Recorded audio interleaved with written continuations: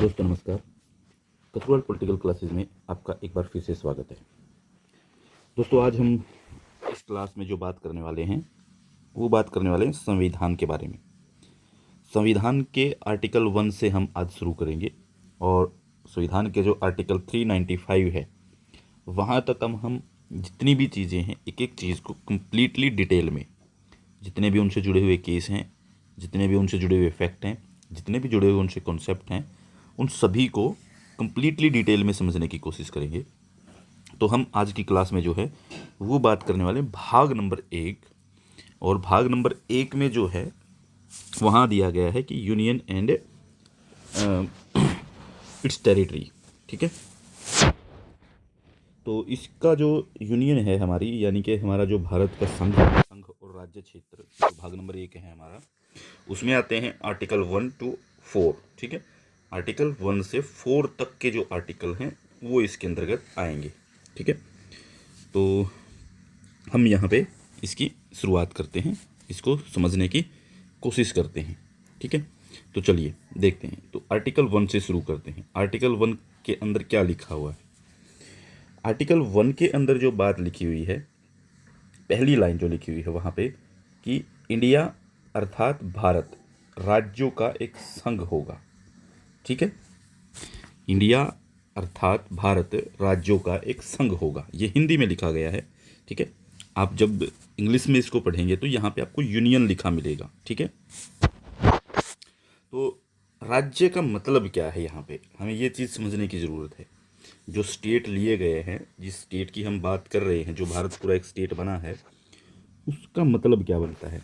उसका मतलब है, राज्य का अर्थ है यानी कि प्रभुत्व संपन्न, प्रभुत्व संपन्न स्वायत्त क्षेत्र। इसके पास एक राज्य क्षेत्र है जिन पर वह कानून बना सकता है, और कानून बनाने के लिए उसकी एक विधायिका का गठन किया जाएगा, और कानूनों को लागू करने के लिए कार्यपालिका होगी और उसकी एक न्यायपालिका होगी। तो स्टेट जो बनता है, जो हमने बिल्कुल स्टार्टिंग में पहली ही क्लास में बात की थी कि कौन से एलिमेंट हैं जिनसे कि एक स्टेट जो है या फिर एक राज्य व्यवस्था जो है वो शुरू की जा सकती है। यानी कि जो हम राज्य व्यवस्था की बात करते हैं, जिसके अंदर हमारे ये एलिमेंट सारे आते हैं कि यहाँ पे एक विधायिका होगी, यहाँ पे एक कार्यपालिका होगी, यहाँ पे एक न्यायपालिका होगी। ठीक है, तो ये तीनों एलिमेंट जो हैं ये मिल करके कंप्लीट एक गवर्नमेंट को बनाते हैं, जो क्या काम करता है, जो कि एक प्रभुत्व संपन्न स्टेट का काम करता है बनाने का। ठीक है, ये स्टेट है और इसकी संप्रभुता किस में निहित होगी? इसकी संप्रभुता निहित होती है सरकार के अंदर, यानी कि सरकार निर्णय लेती है। और सरकार जब निर्णय लेती है तो वो किन चीज़ों को ध्यान में रख के लेती है? वो पब्लिक को ध्यान में रख के लेती है। तो पब्लिक को ध्यान में रखते हुए उसके पास क्या है? एक स्वायत्त क्षेत्र है। ठीक है, वो स्वायत्त क्षेत्र क्या काम करता है? यानी कि उसका एक ऑटोनमस बॉडी है वो, और ऑटोनमस बॉडी का मतलब है कि वो अपने डिसीजन स्वयं लेगा, और जितने डिसीजन लेगा वो बिना किसी बाहरी दबाव के, ना किसी आंतरिक दबाव के, ठीक है, इनसे फ्री होकर के डिसीजन लेगा। ठीक है, तो अपने राज्य क्षेत्र में कंप्लीटली वहाँ पे डिसीजन लेने का जो अधिकार है, और वो अधिकार जो है पब्लिक ने उसे दे रखा है, उसे हम कह सकते हैं कि ये कंप्लीट एक स्टेट है, जहाँ पे डिसीजंस लेने के लिए जो है एक विधायिका है, उनको लागू करने के लिए कार्यपालिका, और उनकी जांच पड़ताल, उनको जो उनकी अगर उनको एक्सप्लेन करना हो तो वो एक न्यायपालिका उनके पास होगी। ठीक है, हमने यूनियन शब्द का इस्तेमाल किया है संघ के लिए। जो है हमने किस चीज़ का, कौन से शब्द को यूज़ किया है? यूनियन शब्द को यूज़ किया है। संघ हमारे संविधान में कहीं नहीं लिखा हुआ है। ठीक है, हमने यूनियन शब्द का इस्तेमाल किया है। हमने लिखा हुआ राज्यों का एक संघ। ठीक है, संघात्मक नहीं लिखा हुआ है कि हम कहीं पर भी संघात्मक स्टेट बनाते हैं, फेडरल लिखा हुआ नहीं, वहाँ पे यूनियन लिखा हुआ होगा। तो इस शब्द का प्रयोग किया गया है। क्यों किया गया है? देखिए, पहली चीज़ देखिए, भारत में राज्यों को शामिल किया गया है, राज्य शामिल नहीं हुए हैं। ठीक है, यानी कि राज्यों को शामिल किया गया है, ना कि राज्य स्वयं शामिल हुए हैं। ठीक है, उनको भारत से अलग होने का अधिकार नहीं है। भारत में जो स्टेट हैं वो भारत से अलग नहीं हो सकते। ठीक है, भारत से अलग होने का अधिकार उनको नहीं दिया गया है। दूसरी चीज़, पटेल समिति ने क्या किया था? जो पटेल समिति बनी थी, जो सरदार वल्लभ भाई पटेल थे, उनके नाम से एक समिति बनी थी जो कि स्टेट्स को जोड़ने का काम कर रही थी। स्टेट को जोड़ करके पूरे एक कंप्लीट इंडिया का निर्माण हो रहा था। तो भारत को कंप्लीट बनाने के लिए जो है, तो शासकों को जो शामिल करने की बात थी वो उनको उनकी इच्छा के विरुद्ध की गई थी। यानी कि शासक चाहे या ना चाहे उनको शामिल होना ही पड़ रहा था। ठीक है, तो उनको कुछ स्पेशल चीज़ें दी गई थी कि हाँ ठीक है आप ये मान लीजिए। सिर्फ शामिल होने के लिए उनकी इच्छा नहीं पूछी जा रही थी, बाकी सब चीज़ें पूछी जा रही थी। ठीक है, तो उनकी इच्छा के विरुद्ध उनको शामिल किया गया भारत में। ठीक है, फिर एक बात यह है कि संघ पहले बन गया है, पहले स्टेट नहीं बने हैं, स्टेट बाद में बनते हैं। पहले क्या बनता है? पहले बनता है संघ। ठीक है, संघ पहले बन जाता है, इसलिए संघ ने क्या है, संघ ने राज्यों को भारत में शामिल कराया। यानी कि संघ शब्द का हम जो संघात्मक की बात करते हैं, तो संघात्मक में वही चीज़ होती है जो हमने पिछली क्लासेज में समझी थी कि सारे स्टेट जो हैं, जितने भी स्टेट हैं भारत के, वो आएंगे, वो अब इकट्ठा होंगे, वो मिलकर के स्टेट बनाएंगे। ऐसा नहीं हुआ भारत में। तो क्या है कि इंडिया पहले बन गया है। ठीक है, तो इंडिया जो है वो तो पहले बन गया है, अब इंडिया के अंदर शामिल किए जा रहे हैं सारे के सारे। ठीक है, अमेरिका में क्या हुआ था, अमेरिका के अंदर पहले सारे स्टेट बन चुके थे, उसके बाद उन्होंने क्या किया कि इकट्ठे हुए और उसके बाद उन्होंने यूएसए नाम दिया था, यूनाइटेड स्टेट ऑफ अमेरिका। जबकि भारत में नाम पहले ही आ गया था कि इंडिया एक सेंटर बन गया है। ठीक है, इंडिया की एक सेंट्रल गवर्नमेंट बन गई है, अब उसमें हम शामिल करेंगे सबको। ठीक है, तो भारत में इनको शामिल कराया गया, इसलिए भारत इस व्यवस्था को जो है होल्डिंग टुगेदर कहा जाता है। होल्डिंग टुगेदर यानी कि साथ आने की व्यवस्था, एक साथ आने की व्यवस्था। ठीक है, इसलिए इस व्यवस्था क्या कहते हैं? Holding together. ठीक है, एक साथ आने की व्यवस्था। तो भारत ने जो है अमेरिका से बिल्कुल अलग एक फेडरल मॉडल अपनाया है, जिसके अंदर क्या है कि संघ जो यानी कि जो सेंटर जो है वो ज़्यादा शक्तिशाली रहेगा, उसके पास ज़्यादा पावर होंगी। सेंटर जो है हमारा, उसके पास ज़्यादा पावर हैं। और जबकि अमेरिका में क्या है, अमेरिका में स्टेट्स के पास पावर ज़्यादा है, और भारत में स्टेटों की स्थिति कैसी है? वो है कमज़ोर स्थिति। तो स्टेट जो हैं वो भारत में कमज़ोर स्थिति में है। ठीक है, यानी कि भारत में पावरफुल कौन है? सेंटर। ठीक है, और कमज़ोर कौन है? स्टेट। तो ये मॉडल जो भारत का जो ये मॉडल है, ये किससे मैच करता हुआ दिखाई देगा आपको दिखाई देगा ये कनाडा से। ठीक है, तो हम जो है किससे मोटिवेटेड हैं? कनाडा से। तो इसलिए भारत को जो है अविनाशी संघ कहा जाता है। अविनाशी संघ का मतलब है कि ये जो है कभी भी इसको आप मतलब ख़त्म नहीं कर सकते हैं। एक फेडरेशन है, ठीक है, इसको ख़त्म नहीं किया जा सकता है। ठीक है, तो कॉन्फेडरेशन को ख़त्म किया जा सकता था, लेकिन ये अविनाशी संघ है। ठीक है, इसलिए भारत का जो संघ है ये पहले बना है, इसको किसी स्टेट ने नहीं बनाया है, तो इसीलिए ये किसी स्टेट ने नहीं बनाया, ये अपने आप बना है, तो इसको ख़त्म नहीं कर सकते। अगर स्टेट मिल करके बनाते तो स्टेट अलग अलग होकर के उसको ख़त्म कर सकते हैं। ठीक है, तो यहाँ पे जो है संघात्मक और एकात्मक दोनों तरह के, यानी कि यहाँ पे आपको संघात्मक भी, ठीक है, ये संघात्मक और एकात्मक दोनों तरह के आपको फीचर देखने को मिलेंगे, दोनों तरह के लक्षण आपको देखने को मिल जाएंगे। ठीक है, फिर एक चीज़ है कि हम ये चीज़ समझ रहे हैं कि संघात्मक क्या होता है। ठीक है, तो यहाँ पे दोनों चीज़ें हैं, संघात्मक क्या होता है, एकात्मक क्या होता है, वो देखते हैं कि भारत में संविधान के अंदर जो है आर्टिकल 1 के अंदर जो हम बात कर रहे हैं, वहाँ पे संघात्मक कैसे है भारत, कि भारत के अंदर कौन से फीचर हैं जो संघात्मक हैं। ठीक है, पहली चीज़ तो ये कि संघात्मक में जो है कि सरकार दो लेवल पे है। ठीक है, सरकार जो बनेगी 2 लेवल पे बनेगी। संघात्मक में बनती है एक सेंट्रल लेवल पे, एक स्टेट लेवल पे। तो एक संघ की सरकार होगी, एक राज्य की सरकार होगी, दोनों चीज़ें हैं भारत में। एक लिखित संविधान होगा, एक संघात्मक सरकार जब बनती है वहाँ पे एक लिखित संविधान होता है, एक कॉन्ट्रैक्ट की तरह लिखा जाता है। तो लिखित संविधान भारत के पास भी है। ठीक है, जो कि भारत ने 2 साल 11 महीने 18 दिन में बनाया था, बनकर तैयार हुआ था भारत का। जो पावर हैं, सब्जेक्ट लिस्ट हैं, उनका बंटवारा किया गया कि किसके पास कितनी पावर होगी, किसको किन विषयों के ऊपर कानून बनाने का अधिकार है। वो सेंट्रल और स्टेट में डिवाइड होती ही हैं वहाँ पे, जैसे अमेरिका में है। तो यहाँ पे भी विषयों का बंटवारा किया गया है। एक लिस्ट जो है वो यूनियन लिस्ट और एक जो वो स्टेट लिस्ट है। ठीक है, तो यहाँ पे इनके अंदर बंटवारा किया गया है। कंकरेंट लिस्ट भी है तीसरी। इसके बाद फोर्थ में क्या है कि संघ और राज्य।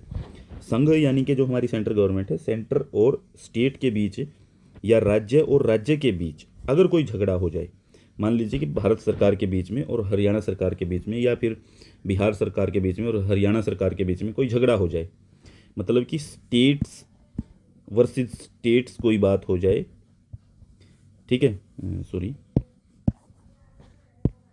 यानी कि सेंटर वर्सेस स्टेट हो जाए, या फिर स्टेट वर्सेस स्टेट हो जाए, ठीक है, इनके बीच में अगर कोई झगड़ा बनता है तो इनके बीच में डिस्प्यूट होने पर इसका जो समाधान होगा वो हमारे सुप्रीम कोर्ट में निकाला जाएगा। सुप्रीम कोर्ट उसके लिए जो है तैयार बैठा रहेगा। सुप्रीम कोर्ट में जाकर के उसका फैसला होगा। जैसे मान लीजिए कि हरियाणा और पंजाब के बीच में SYL का झगड़ा, तो सुप्रीम कोर्ट में डिसीजन दिया जा सकता है, ठीक है। मान लीजिए कि जैसे सेंट्रल गवर्नमेंट और हरियाणा सरकार, इन दोनों के बीच में झगड़ा है, इसका भी सुप्रीम कोर्ट में डिसीजन निकलेगा, ठीक है, हाई कोर्ट में नहीं जाएगा। तो ये भी जो है यही व्यवस्था अमेरिका में लागू है, ऐसी ही। फिर एक और चीज़ कि संघ जो है, संघ के सत्र पर 2 सदन होंगे, यानी कि संघ जो हम बना रहे हैं, यूनियन जो बनी है हमारी, जो ऊपर से वहाँ पे, यानी कि सेंटर जो है, सेंटर में 2 सदन होंगे, ठीक है, 2 हाउस होंगे।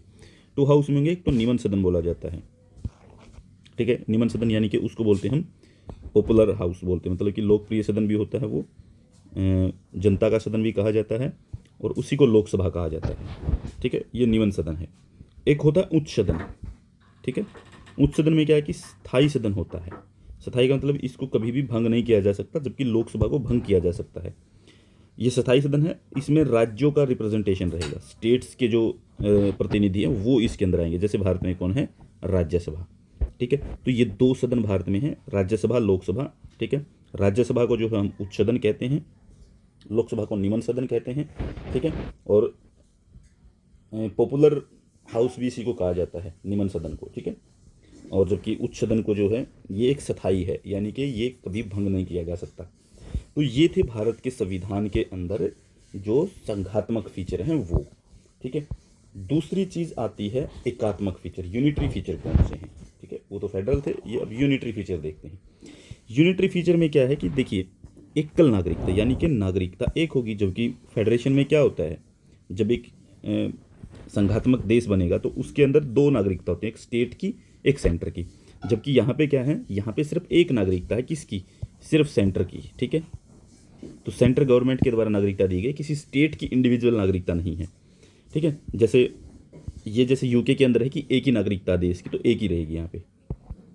दूसरी चीज़ है कि जो अवशिष्ट शक्तियाँ होती हैं उनके ऊपर जो कानून बनाने का अधिकार दिया गया है वो यहाँ पे संघ को बनाया गया है, जबकि अवशिष्ट शक्तियों के ऊपर जो है वो अधिकार किसको दिया गया है, संघ के अंदर, अमेरिका के अंदर किसको है, राज्यों के पास है, और ब्रिटेन के अंदर किसके पास है, सेंटर के पास है सारा का सारा। भारत के अंदर भी जो है वो सेंटर के पास है। ये एकात्मक लक्षण है इसका।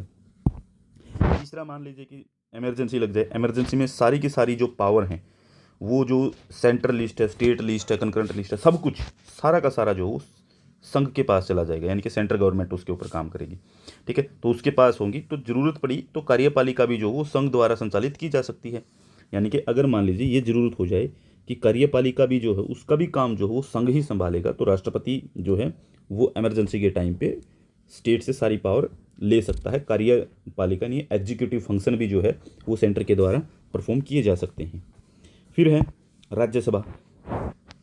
राज्यसभा जो वो 2/3 बहुमत से अगर प्रस्ताव पारित कर दे, यानी कि राज्यसभा किसके पास है, सेंटर की है ना, सेंट्रल लेवल पे है। देखिए हमने बात की थी कि सेंट्रल लेवल पे जो है संघ के स्तर पे 2 सदन है, तो एक सदन राज्यसभा है, तो वो सेंटर का माना जाएगा, वो स्टेट नहीं होगा, ठीक है। तो सेंटर का कौन है, राज्यसभा। तो यहाँ पे अगर किसी भी प्रस्ताव 2/3 के बहुमत से पारित कर दिया जाए तो राज्य सूची पर, यानी कि स्टेट लिस्ट पे कानून जो है वो बनाने का अधिकार किसको मिल जाएगा, संघ को मिल जाएगा।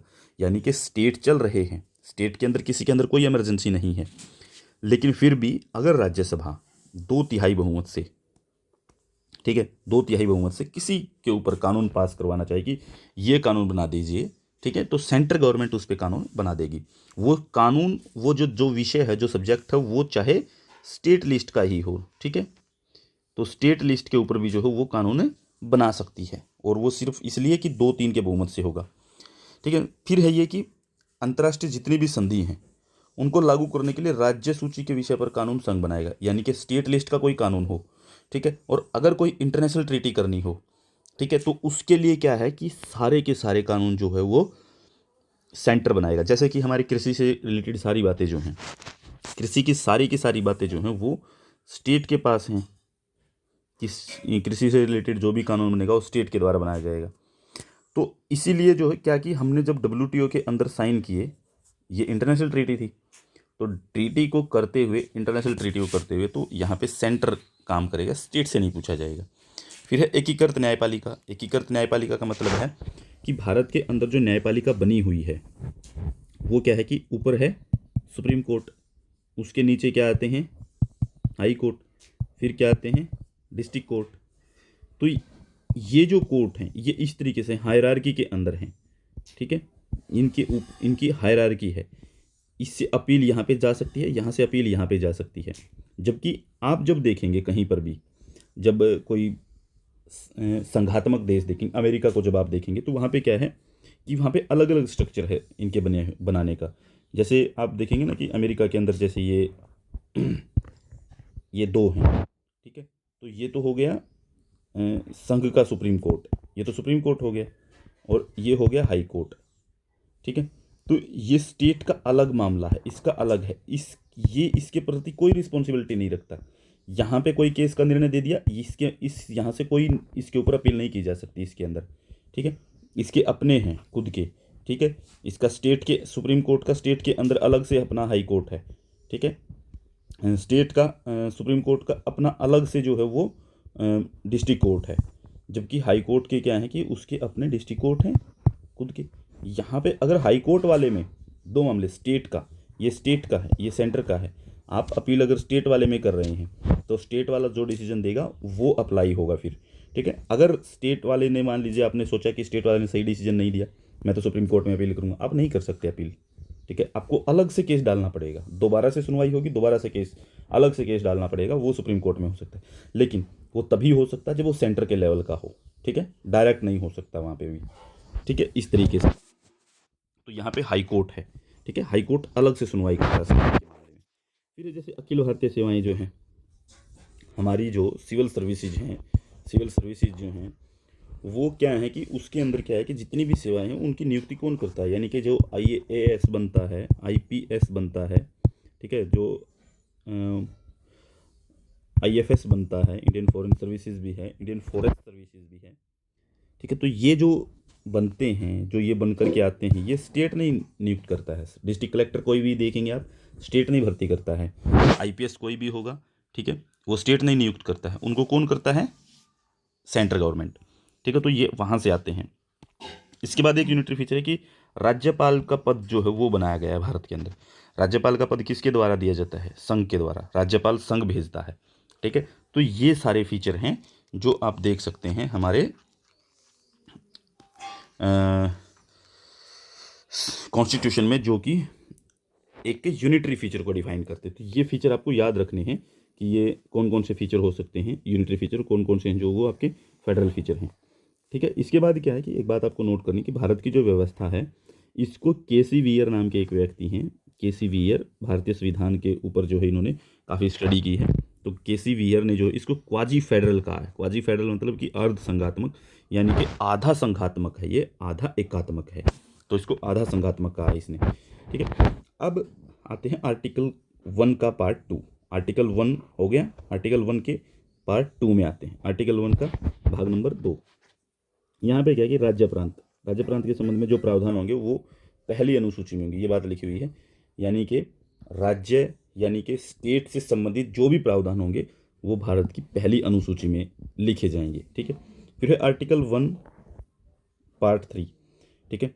भारत का राज्य क्षेत्र क्या होगा, ये बताया कि भारत का जो स्टेट है, स्टेट का राज्य क्षेत्र क्या होगा उसके बारे में बताया गया है। और उसके बारे में ये कहा गया कि भारत का राज्य क्षेत्र जो है वो हम 3 जगह डिवाइड करेंगे। एक तो डिवाइड करेंगे हम कि स्टेट के अंदर, कि भारत का राज्य क्षेत्र कौन सा है, एक तो जितने भी स्टेट हैं भारत के वो सारे।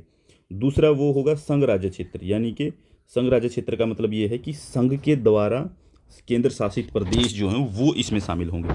तीसरा होगा अर्जित राज्य क्षेत्र। अर्जित का मतलब है कि भारत सरकार ने देखा कि भारत ने कोई क्षेत्र जो है भारत में शामिल नहीं था, उसको अपना लिया है, वो अपने अंदर कर लिया है, तो वो होगा भारत का अर्जित राज्य क्षेत्र। अब राज्य के अंदर कौन कौन सी अथॉरिटी होंगी? अब राज्य के अंदर अथॉरिटियाँ दी जाएंगी। राज्य के अंदर अथॉरिटियाँ जो हैं वो कौन कौन सी होंगी वो बताते हैं इसके अंदर।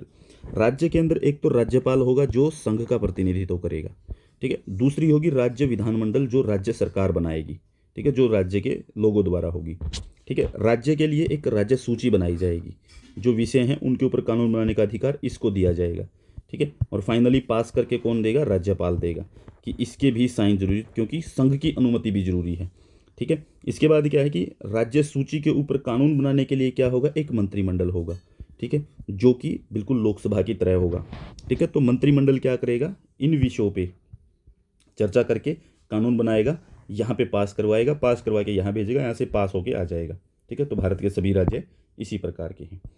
फिर है संघ राज्य क्षेत्र। संघ राज्य क्षेत्र में कौन कौन सी चीज़ें आती हैं? संघ राज्य क्षेत्र में वो सब चीज़ें आती हैं जो छोटे प्रशासनिक क्षेत्र हैं, यानी कि छोटे जो एडमिनिस्ट्रेटिव एरियाज हैं उनको शामिल किया जाता है, जहाँ पे स्टेट बनाने की मतलब की ज़रूरत नहीं पड़ती, बड़े स्टेट नहीं बनाए जा सकते, जहाँ पे सिर्फ सीधे क्या होगा? सेंटर का कंट्रोल होगा, ठीक है। जहाँ पे सीधे सेंटर का कंट्रोल होगा, जिसके अंदर तीन तरह की चीज़ें हो सकती हैं। तीन तरीके से हम देख सकते हैं कि सेंटर का कंट्रोल देखने को मिलेगा। एक तो आपको देखने को मिलेगा कि जो जनजातीय क्षेत्र होते हैं, यानी कि शेड्यूल्ड ट्राइब्स एरिया जो हैं, वहाँ पे आपको देखने को मिल सकते हैं, जैसे अंडमान एवं निकोबार है, लक्षद्वीप है, ये सब क्या हैं? ये जनजातीय आधार के क्षेत्र हैं, यहाँ पे बहुत सारी जनजातियाँ हैं। इसके बाद आता है राष्ट्रीय राजधानी क्षेत्र। राष्ट्रीय राजधानी क्षेत्र क्यों बनाया जाता है? ये एक एरिया होगा राष्ट्रीय राजधानी क्षेत्र, यानी कि एनसीआर जोन, ठीक है। तो यहाँ पे क्या है कि ये राष्ट्रीय राजधानी क्षेत्र बनाया जाएगा। तो राष्ट्रीय राजधानी क्षेत्र में जैसे दिल्ली है हमारी, दिल्ली क्यों बनाई गई? क्यों ये सेंटर के कंट्रोल में रहेगी? संघ राज्य क्षेत्र क्यों कहा जाएगा इसको? ये इसलिए कहा जाएगा क्योंकि यहाँ पे बहुत सारे लोग रहते हैं, भारत के हर स्टेट से लोग रहते हैं, तो सारी संस्कृतियाँ यहाँ पे रहती हैं, तो सभी कल्चर होने के कारण जो है उसको एक स्टेट नहीं बनाया जा सकता कि किसी एक का डोमिनेंस हो जाए। इसलिए यहाँ पे जो है हम जो है उन सभी को रिप्रेजेंटेशन देने के लिए, सभी का ध्यान रखने के लिए इसको संघ राज्य क्षेत्र बना देते हैं। इसके बाद विदेशी नियंत्रण से जीता हुआ क्षेत्र। विदेशी नियंत्रण से यानी कि हमने किसी से एरिया जीत लिया है, ठीक है, कि उसको जीतने के बाद हमने अपने अंदर शामिल किया है, वो फिर सेंट्रल गवर्नमेंट के होल्ड में हो, जैसे दमन एवं दीव था, ठीक है, ये हमारे पास रहेगा, ठीक है, तो ये सेंटर के पास रहेंगे। तो ये संघ राज्य का क्षेत्र जो भारत का राज्य क्षेत्र क्या होगा वो डिसाइड किया गया है आर्टिकल 1 पार्ट 3 में, ठीक है, आर्टिकल 1 के भाग नंबर 3 में, ठीक है, या इसको आप ये कह सकते हैं कि आर्टिकल 1 का भाग सी, आर्टिकल 1 सी, ठीक है, ये भी कह सकते हैं इसको आप। फिर है संघ राज्य क्षेत्र जो हैं वो दो तरीके के दिखाई देंगे आपको। एक तो होता है आपका जहाँ पे विधानमंडल है, जहाँ पे इलेक्शन होता है, जहाँ पे एक विधानसभा है, ठीक है, और एक है जहाँ पे विधानसभा नहीं है, जो डायरेक्ट गवर्नमेंट के कंट्रोल में, जो डायरेक्ट सेंट्रल गवर्नमेंट के कंट्रोल में है, इस तरीके से। तो बिना विधानमंडल वाला एरिया कौन सा, क्या करेंगे उसके अंदर?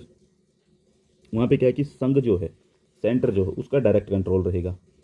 वहाँ पे क्या है कि वहाँ पे यूनिटरी सिस्टम लागू होगा। यूनिटरी सिस्टम मतलब कि सेंट्रल गवर्नमेंट ही सारे डिसीजन लेगी, उसको खुद के डिसीजन लेने का अधिकार नहीं है। जैसे आप अंडमान एंड निकोबार द्वीप समूह को देखते हैं, दमन दीव को देखते हैं, दादरा नगर हवेली को देखते हैं, लक्षद्वीप को देखते हैं, तो यहाँ पे चंडीगढ़ को देखते हैं, तो यहाँ पे जो है किसी को डिसीजन लेने का अधिकार नहीं है, सेंट्रल गवर्नमेंट लेगी डिसीजन। यहाँ पे कोई पावर नहीं दी गई है इनको स्पेशल की अपने आप डिसीजन लेंगे, नहीं ले सकते, सेंट्रल गवर्नमेंट सब कुछ अप्लाई करेगी। तो एकात्मक शासन व्यवस्था है, ठीक है, ये हमारे वो हैं, ठीक है। इसके बाद इनको केंद्र शासित प्रदेश बोला जाता है, ये केंद्र शासित प्रदेश के अंदर आएंगे।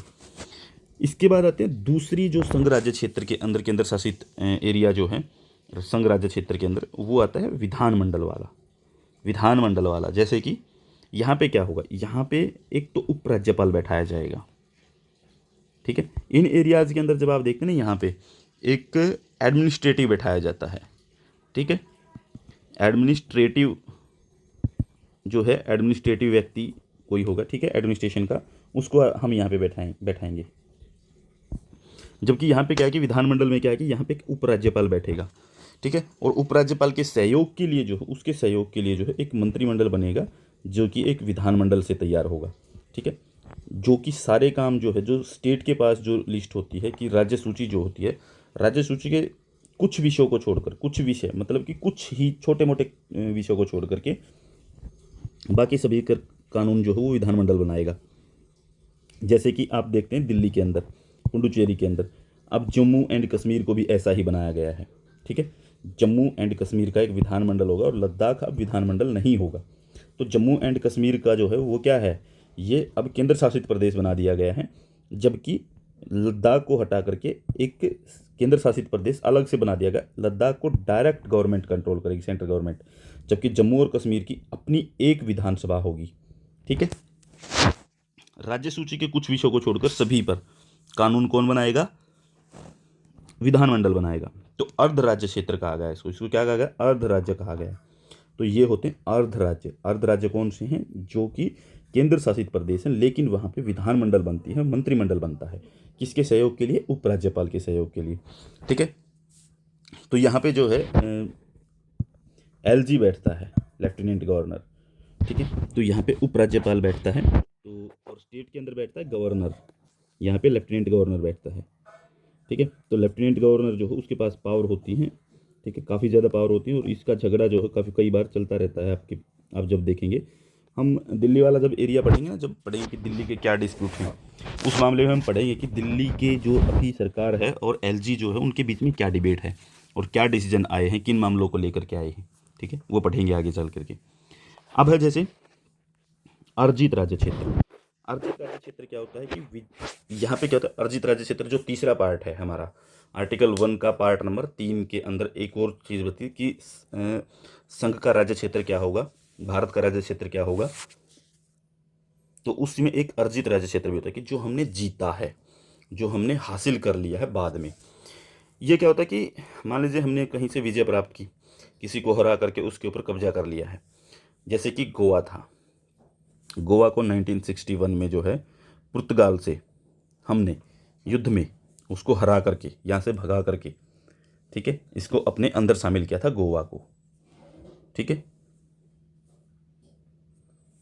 तो और जो दूसरे कई एरिया थे जैसे फ्रांस से हैं, फ्रांस से लिया था हमने, फ्रांस से पांडिचेरी लिया था, चंद्रनगर, पांडिचेरी, चंद्रनगर, कारीकेरम, यनम, माहे, ये वाले एरिया जो है ये फ्रांस के कंट्रोल में थे।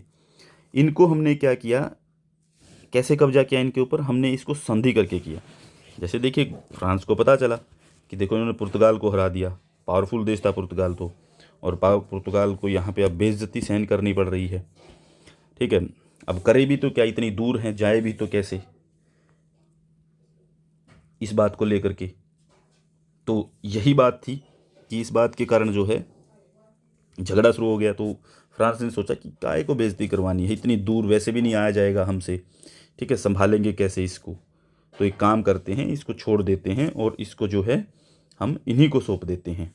तो यहाँ पे संधि की गई और उस संधि के द्वारा, उस ट्रीटी के द्वारा जो भारत को छोड़ दिए गए। ठीक है, फिर होते हैं कुछ ऐसे एरिया दावा रहित क्षेत्र, जिनके ऊपर दावा नहीं किया गया है, दावा रहित क्षेत्र होते हैं जिनके ऊपर कब्जा कर लिया होता है। ठीक है, वो एरिया हमारे होते हैं। ठीक है, अब ठीक है, तो ये था हमारा आर्टिकल 1 कंप्लीट होता है। आर्टिकल 1 जो है उसके अंदर 3 पार्ट हैं। ठीक है, आर्टिकल ये 1 है, article 1B, article 1A, article 1B, article 1C, तो ये पार्ट हैं इसके अंदर 4। ठीक है, तो ये आपको ध्यान से पढ़ लेने हैं। ठीक है, आपको देख लेने हैं सभी के अंदर क्या क्या चीज़ें वो मैंने करवा दी हैं। इससे ज़्यादा आपके पेपर में पूछेगा भी नहीं कोई, इससे ज़्यादा डिटेल में कोई चीज़ आपसे पूछी भी नहीं जाएगी। ठीक है, कि इन आर्टिकल को कैसे पढ़ना है, क्या करना है, कहाँ पे क्या चीज़ लिखी हुई है, वो सब चीज़ें आपसे बहुत ज़्यादा कोई पूछेगा भी नहीं। ठीक है, तो इसके बाद हम बात करते हैं आर्टिकल 2 के अंदर क्या है, भाग नंबर 1 का आर्टिकल नंबर 2। आर्टिकल नंबर 2 में देखिए क्या है, यहाँ पे है क्या चीज़, संसद क्या है कि नए राज्यों को स्थापित करने के लिए शर्तें और नियम तैयार कर सकता है। यहाँ पे ये लिखा गया है कि संसद को अधिकार है कि वो जो है कोई भी नया स्टेट बनाना है तो उसके लिए जो शर्तें होंगी, उसके लिए जो नियम होंगे वो तैयार करेगा। यानी कि भारत के अंदर कोई भी स्टेट बनाना है तो वो अधिकार संसद को है और उसे कोई रोक नहीं सकता, सिंपली तौर पे वो आराम से बना सकता है। ठीक है, ये कंप्लीट उसको अधिकार है। किसी राज्य की सीमाओं में परिवर्तन करना है, किसी राज्य की को जो है नया राज्य क्षेत्र बनाना है, किसी राज्य को केंद्र शासित प्रदेश बनाना, ये सब उसका काम है। और आपने देखा भी होगा 1951 के बाद में जो है, तो आपके सामने जो ये चीज़ें, तीन चीज़ें दिखाई दे रही हैं आर्टिकल 3 के अंदर जो है, ये चार चीज़ जो आपको दिखाई दे रही है, नए राज्यों का निर्माण, राज्य की सीमा में परिवर्तन, राज्यों का क्षेत्र परिवर्तन, राज्यों के नाम में परिवर्तन, तो ये सारी की सारी चीज़ें हैं आर्टिकल 3 में दिखाई देंगी। ठीक है, और कोई भी किसी में परिवर्तन करना हो तो साधारण बहुमत से उसको जो है आप अमेंड कर सकते हैं, परिवर्तन किया जा सकता है। और नए राज्यों का जब निर्माण किया जाएगा तो नए राज्यों का निर्माण जो है वो, जैसे कि कैसे किया जाए, दो या दो से अधिक राज्यों को एक साथ मिला दिया जाए, यानी कि दो स्टेट हैं उनको आपस में जोड़ दिया जाए, एक राज्य क्षेत्र से कुछ एरिया निकाल करके दूसरे राज्य क्षेत्र में मिला दिया जाए। ठीक है, और एक राज्य को बांट दिया जाए। ठीक है, बांट दिया, जैसे कि आंध्र प्रदेश और तेलंगाना को बांट दिया गया था 2014 में, आंध्र प्रदेश से निकाल करके तेलंगाना नया राज्य बना था 2014 में। ठीक है, तो और नए राज्य बनाने की प्रक्रिया क्या होगी, फिर नया राज्य बनता कैसे है, उसके बनने के लिए जो एक प्रक्रिया फॉलो की जाती है, जिसके अंदर ये होता है कि जो राष्ट्रपति है, कोई भी प्रस्ताव जो राष्ट्रपति की पूर्व अनुमति से, यानी कि हम प्रस्ताव लेके आना चाहते हैं, हमने कोई प्रस्ताव पास किया है, तो उस प्रस्ताव को जो है राष्ट्रपति की अनुमति चाहिए होगी। ठीक है, राष्ट्रपति की पहले अनुमति लेनी है, उसके बाद किसी भी सदन में जो है हम इसको प्रेजेंट कर सकते हैं। कोई भी सदन है, राज्यसभा हो चाहे लोकसभा हो, किसी में भी रखा जा सकता है। ठीक है, एक और चीज़ की जाएगी, जो चर्चा है वो चर्चा तब तक शुरू नहीं की जाएगी जब तक संबंधित जो राज्य है, जो उससे रिलेटेड जो स्टेट है, जिस स्टेट में परिवर्तन किया जाना है, उसकी विधानमंडल से राय के लिए राष्ट्रपति प्रस्ताव न कर दे। ठीक है, चर्चा तब शुरू होगी जब राष्ट्रपति वहाँ पे प्रस्ताव कर देगा उनको। ठीक है, 5वां संविधान संशोधन किया गया था 1955 में इसी बात को लेकर के। ठीक है, और राष्ट्रपति को ये भी अधिकार है कि वो राज्य विधानमंडल को जो ये प्रस्ताव दिया है उसने, कि आप चर्चा करके हमें बताइए, ठीक है, तो वहाँ पे समयावधि डिसाइड कर सकता है। वो बता सकता है कि इतना टाइम है आपके पास, इतने टाइम में बताना है। अगर टाइम ख़त्म हो गया और उन्होंने कोई चर्चा नहीं की, या उन्होंने कोई सवाल करके नहीं दिया यहाँ पे, तो समयावधि के पश्चात जो वो चर्चा शुरू की जाएगी। ठीक है, सदन में जो चर्चा होनी है राज्यसभा या लोकसभा में, वो चर्चा तब तक शुरू नहीं हो सकती जब तक राष्ट्रपति राज्य विधानमंडल को ये ना कह दे कि आप चर्चा करके हमें बताइए। ठीक है, तो उस चर्चा के बाद शुरू होती है। लेकिन राष्ट्रपति को ये भी अधिकार है वहाँ पे कि वो उनको बोल सकता है कि आपको इतने समय में आपके सदन में विचार विमर्श करके हमें बता देना है। ठीक है, ताकि यहाँ पे चर्चा शुरू हो जाए। और उस समय में अगर वो ना बता पाए तो चर्चा ऑटोमेटिक शुरू हो जाएगी कि हाँ, अब उस सदन में चर्चा शुरू की जा सकती है जहाँ पे प्रस्ताव आया था। ठीक है, तो संसद राज्य विधानमंडल की एक और बात है कि मान लीजिए कि चर्चा हो गई विधानमंडल में, और चर्चा होने के बाद जो है उसको क्या है कि राज्य विधानमंडल ने कहा कि लीजिए ठीक है, आप कर लीजिए। अब उसने कुछ रिकमेंडेशन दे दी, कुछ सलाह दे दी। अब वो सलाह संसद के अंदर माननी और ना माननी उसकी मर्जी है। संसद को वो सलाह अच्छी लगी तो ठीक है, नहीं लगी तो भी ठीक है, वो माने या ना माने उसकी मर्जी है। ठीक है, और इस प्रस्ताव को बाद में क्या किया जाएगा कि संसद के जो दोनों सदन हैं, उन दोनों सदन में प्रस्ताव को पारित करके, पास करके फाइनली तौर पे नए राज्य का निर्माण कर दिया जाएगा। या फिर मान लीजिए सीमा में परिवर्तन करना है वो भी कर दिया जाएगा, या नाम में परिवर्तन करना है वो भी कर दिया जाएगा, या किसी एरिया को आपस में जोड़ना है वो कर दिया जाएगा। जो भी उन्होंने जिस चीज़ के लिए प्रस्ताव लाए थे वो काम कर दिया जाएगा। ठीक है, अब एक चीज़ हुई थी 18वें संविधान संशोधन में, उसमें कहा गया कि राज्य और संघ राज्य क्षेत्र दोनों पर लागू होती है। जो 18वें संविधान संशोधन में बात कही गई, उसमें कहा गया कि संघ राज्य क्षेत्र यानी कि जो यूनियन टेरिटरी है, यूनियन टेरिटरी को अगर कभी भी स्टेट में बदलना है या उसके किसी भाग को, किसी एरिया को शामिल करना है स्टेट के अंदर, तो राष्ट्रपति की राय मानने वाली जो प्रक्रिया थी कि राष्ट्रपति की राय माननी पड़ेगी पहले, तो राष्ट्रपति की राय मानने वाली की जो प्रक्रिया, मानने की प्रक्रिया, वो लागू नहीं होगी, ओनली यूनियन टेरिटरी में। ठीक है, इसके बाद एक केस होता है बेरुबाड़ी केस। एक बेरुबाड़ी केस हुआ था, आपको पता होगा 1960 में। बेरुबाड़ी एक एरिया है, जलपाई ज़िला है पश्चिम बंगाल के अंदर। उस पश्चिम बंगाल के ज़िले के अंदर एक छोटा सा एरिया बेरुबाड़ी थाना नाम से है। तो बेरुबाड़ी पुलिस स्टेशन था जो कि रेड क्लिफ रेखा खींचने के बाद में नहीं आ पाया था, वो छूट गया था।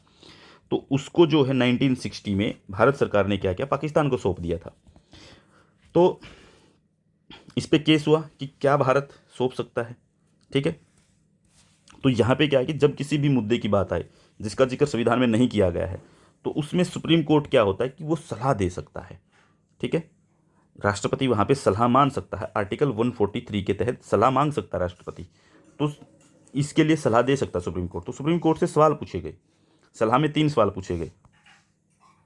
राष्ट्रपति ने पूछा कि क्या संसद कोई क्षेत्र किसी देश को, किसी दूसरे देश को दे सकता है, ये उसको अधिकार है, ये सवाल पूछा गया। दूसरा सवाल पूछा गया कि मान लीजिए दे सकता हो, तो दे सकता है तो वो जो संशोधन होगा संविधान के अंदर, वो आर्टिकल 3 के तहत संशोधन होगा या आर्टिकल 368 के तहत संशोधन होगा, उसकी प्रक्रिया क्या रहेगी। ठीक है। तीसरा सवाल पूछा गया क्या इसे संविधान संशोधन के द्वारा ही किया जाएगा या बिना संविधान संशोधन भी दे सकते हैं। ठीक है, ये 3 सवाल थे राष्ट्रपति के सलाह के तौर पे। तो सलाह में उच्चतम न्यायालय सुप्रीम कोर्ट ने क्या कहा अपने सजेशन के अंदर, रिकमेंड क्या किया उसने, जो निर्णय दिया उसने कहा कि कोई भी इंटरनेशनल ट्रीटी हो उसके अंतर्गत जो है, अगर नेशनल इंटरेस्ट में कोई बात है इंटरनेशनल ट्रीटी कर सकता है। अगर कोई नेशनल इंटरेस्ट में बात है और इंटरनेशनल ट्रीटी है, तो यहाँ पे संसद को अधिकार है कि वो यहाँ पे ये काम कर सकता है। ठीक है, तो ये बात तो क्लियर हो गई। पहला ही सवाल, संसद को अधिकार है, तो इसने कहा कि हाँ अधिकार है। ठीक है। दूसरी चीज, इसको अनुच्छेद 3 के अधीन नहीं किया जा सकता, तो इसने कहा कि अनुच्छेद 3 के अधीन नहीं, अनुच्छेद 368 के अधीन संशोधन किया जाएगा। और संशोधन जब किया जाएगा तो वो किसके होगा, विशेष बहुमत से पारित होना चाहिए, यानी कि 2/3 मेजोरिटी जो है उससे इस संविधान संशोधन को किया जा सकता है। 2/3 मेजोरिटी याद कीजिए, मैंने पहली क्लास में करवाया था। पहली और दूसरी क्लास जो आपकी इंट्रोडक्शन क्लास हैं उनके अंदर ये आपको पता होगा विशेष बहुमत क्या है। 2/3 मेजोरिटी होनी चाहिए, जो उपस्थित या फिर मतदान जितना हुआ है उसका 2/3 मेजोरिटी आपको हासिल करनी पड़ेगी किसी भी संशोधन के लिए आर्टिकल 368 में। ठीक है, ये बात आ गई। तो आर्टिकल 368 का ये भी जवाब आ गया कि अब आर्टिकल 368 के तहत देंगे। फिर इसने कहा, फिर यहाँ पे नवा संविधान संशोधन किया गया सरकार के द्वारा,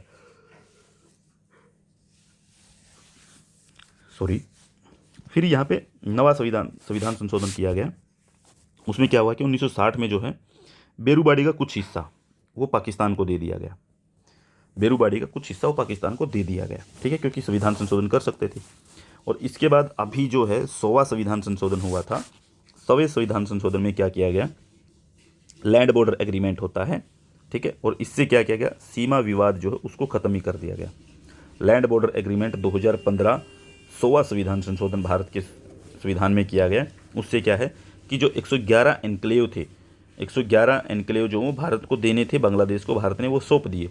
52 एनक्लेव जो हैं वो बांग्लादेश को सौंपने थे भारत को, तो वो भी सौंप दिए। कुल 163 एनक्लेव का मामला था जो सोल आउट कर दिया गया। तो सीमा विवाद भारत और बांग्लादेश खत्म कर दिया गया। तो अनुच्छेद 3 जो है, अनुच्छेद 3 नए राज्यों के निर्माण की एक क्या है, सरल प्रक्रिया है।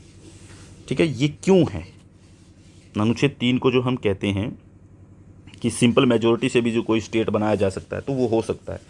तो नए राज्य जो भी बनाने हों तो सिंपल मेजोरिटी से, ठीक है, उनको बनाया जा सकता है। ये आसान क्यों कह रहे हैं हम, पहली चीज़ तो ये है कि संघ जो है, जो हम संघ बनाते हैं, ठीक है, जो फेडरेशन है, जो हमारा संघ बना हुआ है वो अविनाशी है, यानी कि संघ को कभी ख़त्म ही नहीं कर सकते आप। राज्यों को तोड़ा जा सकता है और ये संघ को अधिकार है। संघ यानी कि राज्य विनाशी है, राज्यों को छोटा बड़ा, नाम परिवर्तन, जगह परिवर्तन, ठीक है, वो की जा सकती हैं। ठीक है, दूसरा कारण ये है। तीसरा है कि भारत विनाशी राज्यों का अविनाशी संघ है, इसीलिए कि संघ अविनाशी है, राज्य विनाशी है। तो ये हुआ कि भारत विनाशी राज्यों का, यानी कि राज्यों को तोड़ मरोड़ के कुछ भी कर सकते हैं। अविनाशी संघ यानी कि संघ को परिवर्तन नहीं कर सकते, संघ में कोई परिवर्तन नहीं किया जा सकता, वो ऐसे ही रहेगा। ठीक है, क्यों किया गया ऐसा, इसलिए किया गया कि भारत का जो विभाजन हुआ था वो धर्म के आधार पर किया गया। भारत को जो बनाया गया, भारत और पाकिस्तान जो बने वो धर्म के आधार पर विभाजन हुए थे। ठीक है, देसी रियासतों का प्रभुत्व था। ठीक है, तीसरा भाषाई आधार पर नए राज्यों की मांग बहुत ज़बरदस्त थी। तो ये चीज़ें ध्यान में रखी, ये रखा गया कि भाई देखो संघ तो बन गया है, इसको नहीं तोड़ सकते आप, ये तो रहेगा ही, कोई भी कुछ कर ले, देसी रियासतें कितने ही मजबूत हों, कितना ही कुछ हो, इनको तोड़ा जा सकता है, इसको नहीं तोड़ेंगे आप। इसलिए किया गया क्योंकि इनको पता था देसी रियासतें कभी भी अलग होने की बात कर देंगी, इसलिए इनको अलग होने का अधिकार ही नहीं देते हैं। भाषा के आधार पर नए राज्यों की मांग, इसलिए भाषा के आधार पर कोई नए देश की मांग ना कर बैठे, इसलिए कहा गया कि भाई स्टेट डिसाइड नहीं करेगा, ये डिसाइड करेगा सेंटर, ठीक है, संघ डिसाइड करेगा। इसीलिए ये बात है कि सरल प्रक्रिया है कि अगर किसी ने डिमांड की, इस तरीके से कोई ताकतवर दिखता बना, तो हम आसानी से संशोधन करेंगे और उसको कैप्चर कर लेंगे, बना देंगे उसको अलग से कुछ भी। अब क्या है कि भारत के अंदर राज्यों के पुनर्गठन की मांग उठती है, ठीक है, राज्यों के पुनर्गठन की मांग उठती है भाषा के आधार पे, ठीक है। वो कैसे उठती है, तो शुरुआत जब हुई भारत की, जब भारत ने अपने नए राज्य बनाए, तो भारत में इस तरीके से राज्य बने थे, part A, part B, part C और पार्ट डी। तो ये 4 पार्ट में राज्य बनाए गए। पार्ट ए में ब्रिटिश प्रांत, कुल 9 राज्य थे, उपराज्यपाल बनाया गया, ठीक है। यानी कि पार्ट ए के अंदर रखे गए जो ब्रिटिश प्रांत थे, उनको कुल मिलाकर के 9 राज्य रखे गए थे, और उसमें एक उपराज्यपाल होगा, ये बात डिसाइड हुई, और राज्य विधानमंडल भी होगा, और संविधान के भाग 6 में रखा गया इनको, ठीक है, पार्ट ए को। फिर पार्ट बी, 8 प्रांत रखे गए, जितनी बड़ी रियासतें थी उनको शामिल कर लिया गया, और भाग 7 में जो है इनके लिए प्रावधान कर दिए गए, ठीक है। और जो राज्य का जो प्रमुख है, ठीक है, राज्य के राजा को बनाया गया, यानी कि जो स्टेट जो बने थे, बड़ी रियासतें थी, उन रियासतों के जो राजा थे, उन राजाओं को जो है वो राज्य का प्रमुख बना दिया, राज प्रमुख बना दिया गया, यानी कि वहाँ का मुख्यमंत्री बना दिया गया। पार्ट सी राज्यों में 10 प्रांत शामिल किए गए, जिसमें छोटी छोटी रियासतें थी, छोटी छोटी रियासतें जैसे दिल्ली थी, भोपाल थी, कुर्ग थी, ये सब चीज़ें। इनके अंदर क्या किया गया, एक लेफ्टिनेंट गवर्नर, उपराज्यपाल बैठा दिया गया, ठीक है, और एक राज्य विधानमंडल बना दी गई पार्ट सी के अंदर, ठीक है, यानी कि यहाँ पे विधानसभा ही बन गई। फिर है पार्ट डी। पार्ट डी में क्या हुआ कि यहाँ पे चीफ कमिश्नरी थी, 4 थी हमारी, ठीक है, तो चीफ कमिश्नरीज को यहाँ पे शामिल कर लिया गया, अंडमान एवं निकोबार द्वीप समूह जैसे कि, ठीक है, इनको शामिल कर लिया गया। तो इस तरीके से हमने डिसाइड किया स्टार्टिंग में। इसके बाद क्या हुआ कि लगातार मांग उठ रही थी कि भाषा के आधार पर स्टेट बने, भाषा के आधार पर स्टेट बने। तो यहाँ पे भारत सरकार ने एक कमेटी बनाई 1947 में, एस के धर कमेटी। 1947 में एस के धर कमेटी बनाई गई, ठीक है। इस कमेटी में जो 10 दिसंबर को इसने अपनी रिपोर्ट पेश कर दी, दिसंबर में 10 दिसंबर को अपनी रिपोर्ट जो है वो पेश कर देते हैं, ठीक है।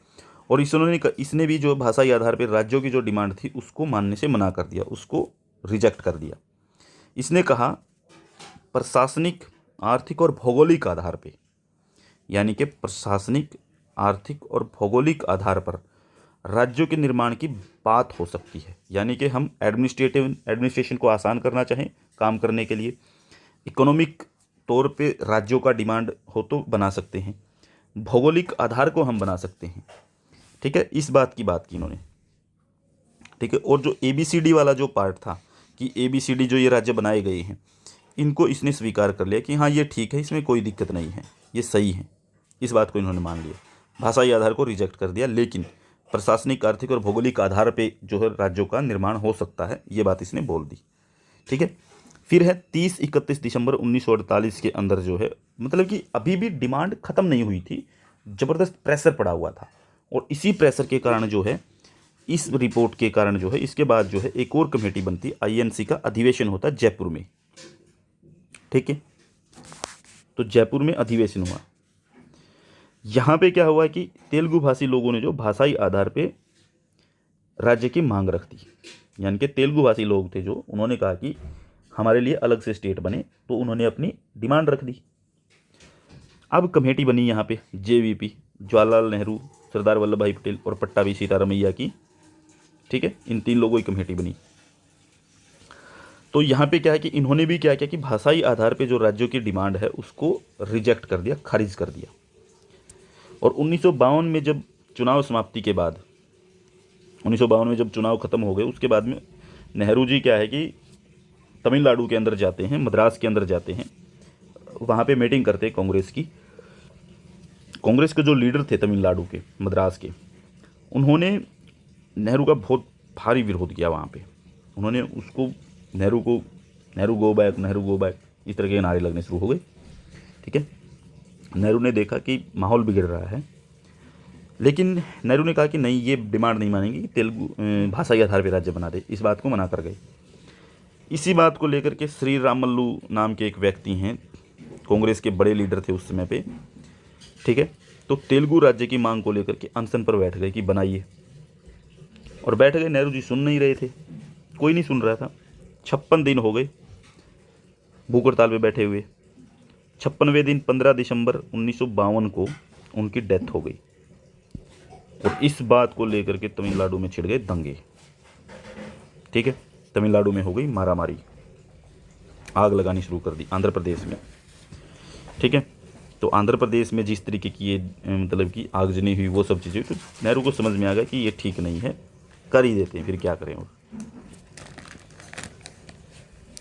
ठीक है, तो नेहरू अब क्या है कि नेहरू ने अब क्या किया, भाषाई आधार पर राज्य की जो डिमांड थी उसको मान लिया, उसको मानने के लिए तैयार हो गए। और 1 अक्टूबर 1953 को पहला राज्य बना आंध्र प्रदेश, भाषाई आधार पर पहला राज्य बना दिया गया। अब नेहरू को पता था कि ये डिमांड बार बार उठेगी और बार बार हर जगह झगड़े होंगे, एक बना दिया अब पूरे देश में उठेगी, तो इसलिए क्या करते हैं, देख लेते हैं, कुछ कमेटी बनाते हैं। तो 1953 में, नवंबर 1953 में फजल अली आयोग बनाया गया, फजल अली कमेटी कमीशन बना, 3 सदस्यीय कमीशन था। ठीक है, 3 सदस्यीय कमीशन बनाया गया, जिसके अंदर कौन कौन थे, फजल अली थे, KM पणिक्कर थे, हरदनाथ कंजरू थे।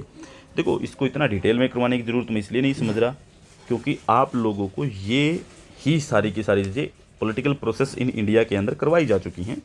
ठीक है, लेकिन फिर भी मैं दोबारा से करवाने की कोशिश कर रहा हूँ कि हाँ, हम संविधान को पढ़ रहे हैं, आर्टिकल 3 को अगर देख रहे हैं तो यहाँ पे हम देख रहे हैं कि ये आर्टिकल 3 के अंतर्गत हो रहा है सब कुछ। ठीक है, तो और इसने नवंबर में क्या किया कि ABD की ABCD वाली जो व्यवस्था थी उसको समाप्त कर दिया गया। फजल अली आयोग ने कहा कि इसको समाप्त कर दिया जाए। ठीक है, 2 तरह के राज्यों को बनाया जाए। इसने कहा कि 2 तरह के राज्य बने, स्टेट 2 तरीके के हों, और इसने कहा कि 16 तो नए राज्य बनने चाहिए और 3 संघ शासित प्रदेश बनने चाहिए, यानी कि 16 नए स्टेट बने और 3 यूनियन टेरिटरी बनाई जाए। ठीक है, ये कह दिया। अब क्या किया कि इनकी डिमांड को माना गया और 14 ये डिमांड मान करके इनकी 16 नए राज्य कही थी इन्होंने। 7वां संविधान संशोधन किया जाता है। ठीक है, 7वां संविधान संशोधन 1956 ये किया गया। ठीक है, इसमें कहा गया कि 14 नए राज्य बनेंगे, 6 केंद्र शासित प्रदेश बनेंगे। 14 नए राज्य आपके सामने लिखे हुए हैं, आंध्र प्रदेश, बम्बई, असम, त्रिपुरा, उत्तर प्रदेश, मध्य प्रदेश, पंजाब, बिहार, पश्चिम बंगाल, ओडिशा, राजस्थान, मैसूर, केरल, मद्रास, हैदराबाद, ये बन गई। ठीक है, उसके बाद क्या हुआ कि धीरे धीरे ये सब चीज़ें हो गई, ये सब चीज़ें बन गई। 1960 में, 1960 में बम्बई के अंदर जो है, जो बम्बई था उस समय पे गुजरात और महाराष्ट्र बम्बई को कहा जाता था। ठीक है, तो पूरा एक राज्य था वो। तो इसमें आंदोलन शुरू हो जाता गुजरात की तरफ से, मुंबई के अंदर। ठीक है, गुजरात राज्य की डिमांड खड़ी हो गई। गुजरात राज्य की डिमांड बहुत तेज़ी से फैलने लग गई। और हुआ क्या कि इसमें क्या कि मोरारजी देसाई जो उस समय में मुख्यमंत्री होते थे, अहमदाबाद के अंदर गुजरात के छात्रों ने आंदोलन शुरू कर दिया। गुजरात के जो छात्र हैं अहमदाबाद के अंदर, उन्होंने आंदोलन शुरू कर दिया और कहा कि हमें नया राज्य चाहिए, गुजराती भाषी लोगों के लिए गुजरात नया राज्य होना चाहिए। लेकिन सरकार ने क्या किया कि आंदोलन के अंदर जो ज़बरदस्त मार पिटाई, ज़बरदस्त लाठीचार्ज, ज़बरदस्त आंसू गैस के गोले, ज़बरदस्त वाटर कैनन, ये सब हुआ। आंदोलन को बुरे तरीके से कुचलने का प्रयास रहा सरकार का। मोरारजी देसाई मुख्यमंत्री थे उस समय पे वहाँ के। इसमें क्या कि पुलिस के लाठीचार्ज के अंदर 5 से 8 छात्रों की मौत हो गई। ठीक है, 5 से 8 छात्र मारे गए पुलिस लाठीचार्ज में। अब छात्रों की जैसे ही मौत हुई उसके बाद आंदोलन में और तेजी आ गई। अब आंदोलन शुरू हो गया महागुजरात के नाम से। आंदोलन किस नाम से शुरू हुआ? महागुजरात के नाम से। और अब जो है इसके अंदर जो है नए नए लोग उभर कर के आए, और इसका एक नया नेता उभर कर के आता इंदुलाल याग्निक। नया नेता उभर के आया इंदुलाल याग्निक, नाम याद रख लेना, गुजरात आंदोलन से है, गुजरात राज्य आंदोलन से जो है इंदुलाल याग्निक नए नेता उभर करके आते हैं। तो जहाँ पे वो छात्र मारे गए थे उस जगह को जो है मोनोमंस के शहीद के नाम से जाना था, मोनोमंस के शहीद, इस नाम से इस जगह को जाना जाता है। ठीक है, मोनोमंस के शहीद के नाम से जो है उस जगह को जाना जाता है। और ये जगह जो खाम्बी जगह है, इस जगह का नाम जो ये खाम्बी जगह है। ठीक है, तो ये याद रखने की बात है, ये जरूरी हो सकता है कई बार। अब साथ में दिक्कत ये हुई, गुजरात के अंदर तो आंदोलन चल पड़ा, इसी के विरोध में महाराष्ट्र का भी आंदोलन शुरू हो गया। दूसरी तरफ से महाराष्ट्र वाले आ गए कि हाँ हाँ हमको कह रहे हैं, हमसे अलग हो रहे, हो जाओ, हम कब कह रहे हैं। अब वो बोले कि हमें भी अलग रहना है इनसे, हमें इनके साथ रहना ही नहीं है, अब तो बिल्कुल नहीं रहेंगे। ठीक है, एक दिन का ऐसा संघर्ष छिड़ा, आपस में लड़ाई छिड़ गई और उसमें 36 लोग मारे गए। आपसी लड़ाई में गुजरात और महाराष्ट्र के छात्रों की और लोगों की लड़ाई में 36 लोग मारे गए। ठीक है, तो ये किया गया कि 1960 के अंदर नए राज्य को बना दिया गया। गुजराती भाषा के लिए गुजरात बन गया, मराठी भाषा के लिए महाराष्ट्र बन गया। 1960 में 2 नए स्टेट बन गए। अब बाद में क्या हुआ, उसके बाद जो राज्य बनते चले गए, बाद में राज्य बनने के आधार बन गए, कोई भाषा के आधार पे बना। इसके बाद लगातार भारत में राज्य बने हैं, यहाँ पे शुरुआत हुई थी राज्य बनने की। भाषा के आधार पे, जनजाति के आधार पे, विकास के मुद्दों के आधार पे नए राज्यों का गठन हमेशा लगातार होता रहा। और इनके मुद्दे क्या रहे कि जैसे महाराष्ट्र और गुजरात का हुआ वो भाषा के आधार पे हुआ, नागालैंड का हुआ जनजाति आधार पे हुआ, हरियाणा पंजाब बने भाषा के आधार पे, हिमाचल प्रदेश जो बना 1971 में संघ से राज्य बना था, ये संघ से राज्य क्षेत्र बनाया गया था। पहले संघ था, 1966 में जो है इसको संघ राज्य क्षेत्र बनाया गया था। ठीक है, 17वां संविधान संशोधन करके। ठीक है, और 1971 में इसको जो है एक राज्य बना दिया, कंप्लीट स्टेट का दर्जा मिल गया। इसके बाद जैसे 1973 में मणिपुर, त्रिपुरा, मेघालय इनको जनजातीय आधार पर राज्य बना दिया गया। सिक्किम को 1976 में एक देश से संघ बनाया गया 36वें संविधान संशोधन से। ठीक है, उसके बाद मिजोरम बना, अरुणाचल प्रदेश बना, गोवा बना। ठीक है, 1987 में अंदर। ठीक है, गोवा जो हो अर्जित राज्य क्षेत्र से संघ बना था, यानी कि गोवा को हमने कहीं से जीता हुआ एरिया है ये। इसके बाद छत्तीसगढ़, उत्तराखंड और झारखंड 2000 में बने थे विकास के आधार पे, डेवलपमेंट के आधार पे।